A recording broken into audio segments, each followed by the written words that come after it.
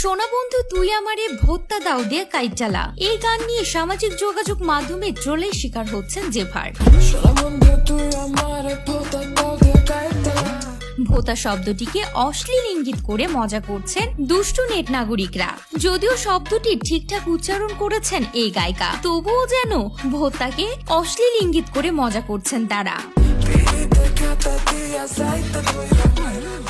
গানের জগতে নিজেকে ভিন্নভাবে উপস্থাপন করে নজর কেড়েছেন জেফার রহমান। তার গায়কি কিংবা গানের ধরন অন্যদের থেকে একদম আলাদা, ফলে খুব অল্প সময়ে পেয়েছেন জনপ্রিয়তা। ইংরেজি গানের মাধ্যমে কেরিয়ার শুরু হয় জেফারের, মাঝে বাংলা গানও গেয়েছেন। বিরতির পর আবার ফিরলেন ইংরেজি গানে।